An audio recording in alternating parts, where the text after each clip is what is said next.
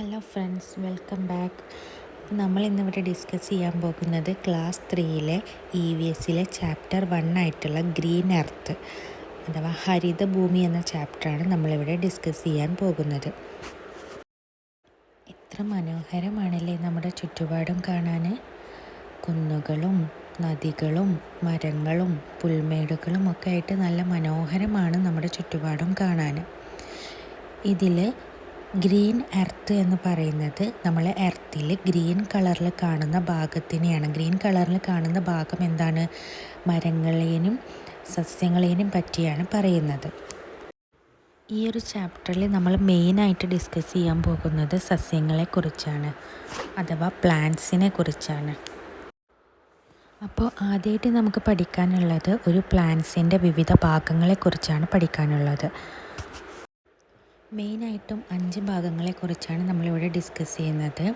First ഇല, അതായത് leaf, പിന്നെ ഫ്രൂട്ട് ഫലം, പിന്നെ റൂട്ട് വേര്, പിന്നെ സ്റ്റെമ്മ് തണ്ട്, പിന്നെ പൂവ് ഫ്ലവർ. ഇത്രയും ഭാഗങ്ങളെക്കുറിച്ചാണ് ഇവിടെ പറയുന്നത്. ഇതിലെ തണ്ട് അഥവാ സ്റ്റെമ്മിനെ മലയാളത്തിൽ കാണ്ഡം എന്നും, റൂട്ട് അഥവാ വേരിനെ മൂലം എന്നും, ഇല ലീഫിനെ പത്രം എന്നുമാണ് മലയാളത്തിൽ പറയുന്നത്. ഏതാനും ചില ഘടകങ്ങളുടെ അടിസ്ഥാനത്തിൽ നമ്മളിതിനെ തരം തിരിക്കാറുണ്ട്, അതായത് ക്ലാസിഫൈ ചെയ്യാറുണ്ട്. അവ ഏതെല്ലാമാണെന്ന് നമുക്ക് നോക്കാം. ഫസ്റ്റ് ഓഫ് ഓൾ സൈസ്, അതായത് വലുപ്പത്തിൻ്റെ അടിസ്ഥാനത്തിൽ നമുക്കിതിനെ ക്ലാസിഫൈ ചെയ്യാറുണ്ട്. പിന്നെ റൂട്ട് വേരിൻ്റെ അടിസ്ഥാനത്തിൽ ക്ലാസിഫൈ ചെയ്യാറുണ്ട്. പിന്നെ ലൈഫ് സ്പാന് അവയുടെ ആയുസ്സിൻ്റെ അടിസ്ഥാനത്തിൽ ക്ലാസിഫൈ ചെയ്യാറുണ്ട്. പിന്നെ കളറ്, അതായത് നിറത്തിൻ്റെ അടിസ്ഥാനത്തിൽ, അതായത് വ്യത്യസ്ത തരത്തിലുള്ള പൂക്കളൊക്കെ ഉണ്ടല്ലോ കളറിലുള്ളത്, അവയുടെ അടിസ്ഥാനത്തിലെല്ലാം ക്ലാസിഫൈ ചെയ്യാറുണ്ട്. പിന്നെ ഫ്ലവേഴ്സിൻ്റെ അടിസ്ഥാനത്തിലുണ്ട്. പിന്നെ സ്റ്റെമ്മ് തണ്ടിൻ്റെ അടിസ്ഥാനത്തിലുണ്ട്. പിന്നെ സ്മെല്ല് പൂക്കളുടെയൊക്കെ അല്ലെങ്കിൽ ലീഫിൻ്റെയൊക്കെ സ്മെല്ലിൻ്റെ അടിസ്ഥാനത്തിലും ഇവയെ ക്ലാസിഫൈ ചെയ്യാറുണ്ട്. ചിത്രത്തിൽ കാണുന്ന ഈ ഒരു പ്ലാന്റിനെ നിങ്ങളെല്ലാവരും കണ്ടിട്ടുണ്ടാവില്ലേ? ഇതാണ് പെപ്പറോമിയ അഥവാ മഷിത്തണ്ട് എന്നൊക്കെ നമ്മളെ നാട്ടിൽ അറിയപ്പെടും. ഇതിൻ്റെ സ്റ്റെമ്മ് എന്ന് വെച്ചാൽ ഭയങ്കര സോഫ്റ്റ് ആയിട്ടുള്ളൊരു സ്റ്റെമ്മാണ്. മാത്രമല്ല ഇത് ഭയങ്കര ചെറിയ ഒരു ചെടിയാണ്. ഇതിൻ്റെ ആയുസ് വരുന്നത്, ലൈഫ് സ്പാൻ വരുന്നത് ഏതാനും മാസങ്ങൾ മാത്രമാണ്. അപ്പോൾ കുറഞ്ഞ ആയുസ്സിലുള്ള ഒരു സസ്യമാണ് ഈ പെപ്പറോമിയ അഥവാ മഷിത്തണ്ട് എന്ന് പറയുന്നത്. അടുത്തതായി ചിത്രത്തിൽ 3 ടൈപ്പ് ഓഫ് പ്ലാന്റ്സിൻ്റെ ഫോട്ടോ കൊടുത്ത് തന്നിട്ടുണ്ട്. ഫസ്റ്റത്തെ മാംഗോ ട്രീ ആണ്, മാവ്. സെക്കൻഡത്തെ സ്പിനച്ച് അഥവാ ചീര എന്നൊക്കെ പറയും. പിന്നെ റോസ് ചെടീനെ പറ്റിയാണ് തന്നിട്ടുള്ളത്. നമുക്ക് നോക്കിയാൽ തന്നെ അറിയാം ഇവ മൂന്നും തമ്മിൽ ഒരുപാട് വ്യത്യാസങ്ങളുണ്ട് അല്ലേ? സ്റ്റെമ്മിൻ്റെ കാര്യത്തിലാണെങ്കിലും ഇവയുടെ ലീഫിൻ്റെ ആണെങ്കിലും അതുപോലെ തന്നെ ഫ്ലവറിൻ്റെ, ലൈഫ് സ്പാനിൻ്റെ, നിറത്തിൻ്റെ, എല്ലാത്തിൻ്റെ അടിസ്ഥാനത്തിൽ ഒരുപാട് വ്യത്യാസങ്ങളുണ്ട് ഇവ മൂന്നും തമ്മിൽ. അപ്പോൾ ഇവ മൂന്നിനെയും 3 വിഭാഗങ്ങളായി തരം തിരിച്ചിട്ടുണ്ട്. ഫസ്റ്റത്തെ മാംഗോ ട്രീ എന്ന് പറയുന്നത് ട്രീ വിഭാഗത്തിലും, സെക്കൻഡ് സ്പിനച്ച് ചീര എന്നൊക്കെ പറയുന്നത് ഹെർബ്സ് അഥവാ ഔഷധി വിഭാഗത്തിലും, തേർഡ് വണ്ണ് റോസ് ചെടിയൊക്കെ ഷ്രബ്സ് അഥവാ കുറ്റിച്ചെടി വിഭാഗത്തിലുമാണ് പെടുന്നത്. അതായത് ട്രീ വിഭാഗത്തിൽ വരുന്നതിന് മറ്റൊരു ഉദാഹരണമാണ് പ്ലാവ് അഥവാ ജാക്ക് ഫ്രൂട്ട് ട്രീ. പിന്നെ ഹെർബ്സ് ഔഷധി വിഭാഗത്തിൽ വരുന്നതിന് മറ്റൊരു ഉദാഹരണമാണ് ജാസ്മിൻ മുല്ല. പിന്നെ ഷ്രബ്സ് കുറ്റിച്ചെടിയിൽ വരുന്നതിന് മറ്റൊരു ഉദാഹരണമാണ് ഹിബിസ്കസ് ഒക്കെ. നമുക്ക് പിക്ചർ നോക്കിയാൽ മനസ്സിലാവും. ട്രീ വിഭാഗത്തിൽ മാംഗോ ട്രീ അഥവാ മാവ്, ബാനിയൻ ട്രീ ആൽമരം, ജാക്ക് ഫ്രൂട്ട് ട്രീ പ്ലാവ്. പിന്നെ ഹെർബ്സ് ഔഷധി വിഭാഗത്തിൽ മിൻറ്റ് പുതിന, പിന്നെ സ്പിനച്ച് ചീര, ബേസിൽ തുളസി. പിന്നെ ഷ്രബ്സ് കുറ്റിച്ചെടി വിഭാഗത്തിൽ വരുന്നതാണ് റോസ്, ജാസ്മിന്, ഹിബിസ്കസ് ഒക്കെ. അപ്പോൾ ഇങ്ങനെയാണ് ഇവയെ 3ആയിട്ട് തരം തിരിച്ചിട്ടുള്ളത്. അടുത്തതായി നമുക്ക് ചീര അഥവാ സ്പിനച്ചിൻ്റെ കുറച്ച് ഫീച്ചേഴ്സ് നോക്കാം. ഫസ്റ്റ് വൺ പറയുന്നത് സ്റ്റെമ്മി സോഫ്റ്റ് ആണ്. അതിൻ്റെ സ്റ്റെമ്മ് അഥവാ തണ്ട് വരുന്നത് ഭയങ്കര സോഫ്റ്റായിട്ടാണ്. പിന്നെ ഇതിന് നോ ഡീപ്പ് റൂട്ടാണ്, അതായത് ആഴത്തിലുള്ള വേരുകളൊന്നുമില്ല. പിന്നെ ഇത് ഷോർട്ട് ലൈവ്ഡ് ആണ്, അതായത് കുറച്ച് കാലം മാത്രമേ നിലനിൽക്കുന്നുള്ളൂ. പിന്നെ ബിലോങ്സ് ടു സ്മാൾ പ്ലാന്റ്സ് ആണ്. മറ്റുള്ളവയെ അപേക്ഷിച്ച് ഇതൊരു ചെറിയ സസ്യങ്ങളാണ്. അടുത്തതായി നമുക്ക് മാംഗോ ട്രീൻ്റെ കുറച്ച് ഫീച്ചേഴ്സ് നോക്കാം. ദി ഗ്രോ വെരി ടോൾ, അതായത് നല്ല ഉയരത്തിൽ വളരുന്ന ഒരു സസ്യമാണ്. നമ്മൾ കണ്ടിട്ടുണ്ടാവില്ലേ, മാംഗോ ട്രീ ഒക്കെ നമ്മളെ ചുറ്റുപാടുണ്ടാവും, അതിനെ കണ്ടിട്ടുണ്ടാവും. ഭയങ്കര ഹൈറ്റിലായിരിക്കും വളരുക അല്ലേ. പിന്നെ ഹാവ് വെരി ഹാർഡ് സ്റ്റെം, അതുപോലെ തന്നെ അതിൻ്റെ സ്റ്റെമ്മ് നോക്കിയാൽ നമുക്ക് മനസ്സിലാക്കാൻ പറ്റും, ഭയങ്കര ഹാർഡായിരിക്കും. പിന്നെ ഇതിന് ഡീപ്പായിട്ടുള്ള റൂട്ട് ഉണ്ടാവും. ഇതിൻ്റെ വേര് എന്ന് പറയുന്നത് നല്ല ആഴത്തിലുള്ള വേരുകളായിരിക്കും. പിന്നെ അതുപോലെ തന്നെ ഇതിന് ലോങ് ആയിട്ടുള്ള ലൈഫ് സ്പാൻ ആയിരിക്കും. നമ്മൾ പറഞ്ഞു കേട്ടിട്ടുണ്ടാവില്ലേ, നമ്മൾ മുത്തശ്ശി അല്ലെങ്കിൽ മുത്തശ്ശന്മാരൊക്കെ വെച്ച മാവാണ് എന്നൊക്കെ പറയുന്നുണ്ടാവില്ലേ, അതായത് അത്രയും ആയുസ് അതിനുണ്ടാവും. അടുത്തതായിട്ട് വരുന്നത് ഹിബിസ്കസ് ആണ്, അഥവാ ചെമ്പരത്തി എന്ന് പറയും. ഇതിനും ഹാർഡായിട്ടുള്ള സ്റ്റെമ്മ് തന്നെയാണ്. പിന്നെ ഇതൊരു മീഡിയം സൈസ്ഡ് പ്ലാന്റ് ആണ്.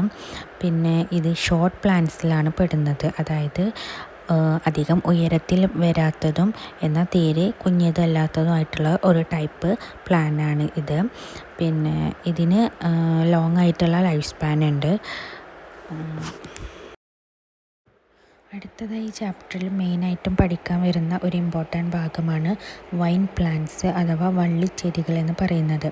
നമ്മൾ കണ്ടിട്ടുണ്ടാവില്ലേ, പടർന്ന് വളരുന്ന പ്ലാന്റ്സിനെയാണ് നമ്മൾ വൈൻ പ്ലാന്റ്സ് അഥവാ വള്ളിച്ചെടികൾ എന്ന് പറയുന്നത്.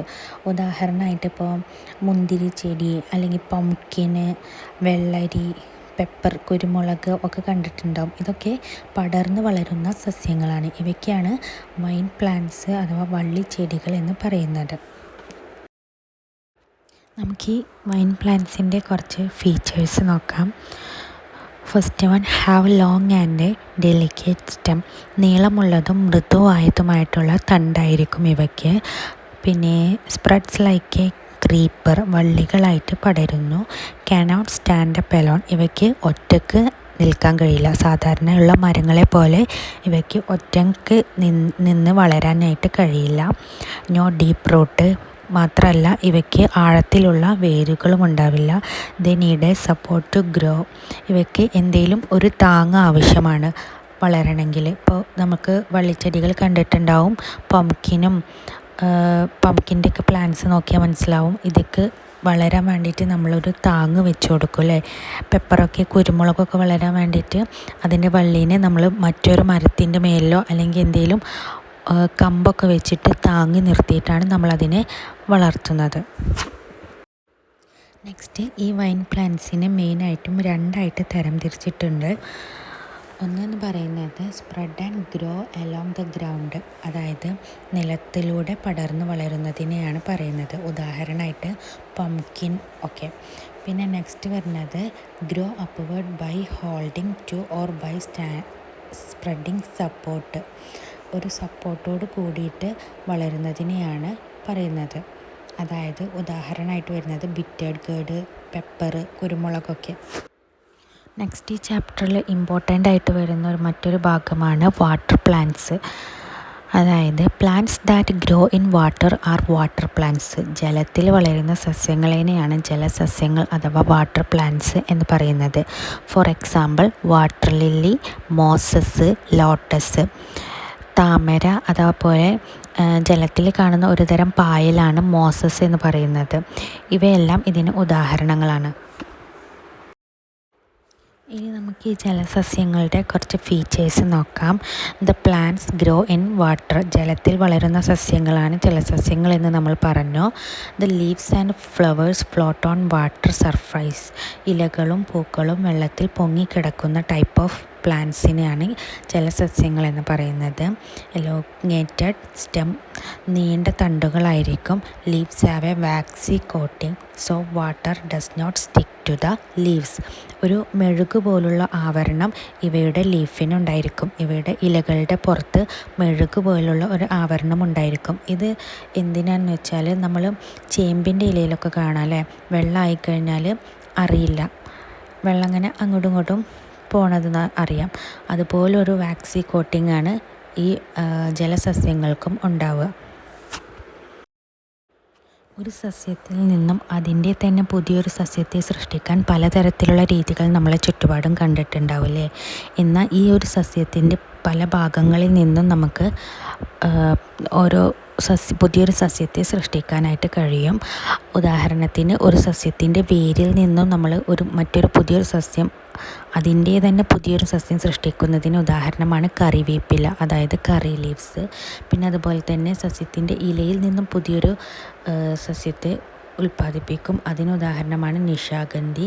പിന്നെ ഇതിൻ്റെ തണ്ടിൽ നിന്നും പുതിയൊരു സസ്യത്തെ ഉൽപ്പാദിപ്പിക്കും, അതാണ് ഉദാഹരണമാണ് തെച്ചി.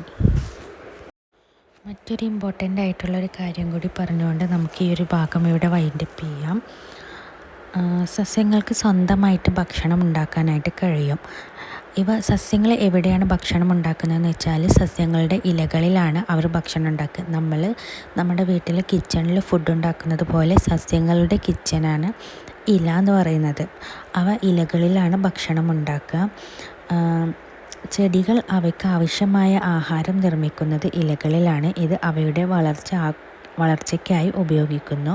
ബാക്കി വരുന്ന ആഹാരം ചെടി അതിൻ്റെ വിവിധ ഭാഗങ്ങളിലായി കരുതി വെക്കുന്നു. അത് മറ്റ് ജീവജാലങ്ങൾക്ക് ഭക്ഷണമായി ഉപയോഗിക്കുന്നു.